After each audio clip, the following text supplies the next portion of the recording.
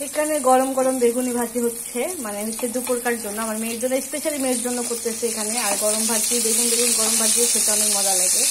আর আমি যখন এখানে কাজ করি আমার মেয়েটা এরকম করে এখানে বসে থাকবে, এখানে আড্ডা দিবে, মানে হচ্ছে আমার পিছে পিছে সবসময় ঘুরবে হয়। আসলে এটা আমার যখন আমার কোলে উঠবে, এটা আমার কোলে উঠবে। কি করতেছো তুমি, কি করছো? চুপ করে বসো, বসো, সুন্দর করে বসো। আমি রান্না করতে আসলে তোমার একটু ঝামেলা কিসের জন্য বলো তো? তুমি এত ঝামেলা করো কিসের জন্য? আমি রান্না করতে আসলে ওর ঝামেলা শুরু হয়, মানে হচ্ছে ও আমার কাছে থাকবে আমি রান্না করতে আসলে, কোনো কাজ করতে গেলে। জানি না কোন মায়ের এরকম হয়, কিন্তু আমার মেয়েটা আমার ছাড়া একটা সেকেন্ড থাকে না। ও সব সময় আমার পিছনে, কাজ করতে গেলে ওরকম হয় সব দিক দিয়ে। আবার রান্না করতে বসলে এরকম করে বসে থাকে। হ্যাঁ, তুমি খাবা?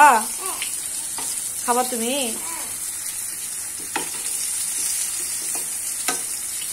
ও হচ্ছে ভাতও বসাই দিছে এখানে, ভাত, আর এখানে হচ্ছে একটু ভাজি করতেছি আমার মেয়ের জন্য। আসলে আজকে হ্যাঁ,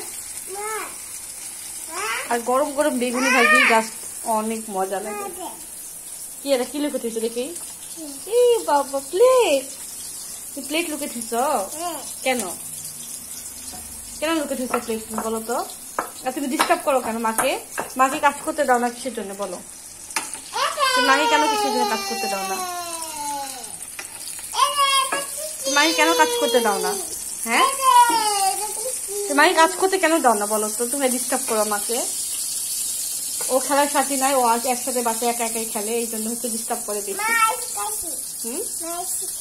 আইস শিখাইছো তুমি? কটা আইস শিখাইছো তুমি? মাকে দাও নাই? মাকে দাও নাই? আচ্ছা, মা কান্না করবে, মাকে দাও নাই তুমি।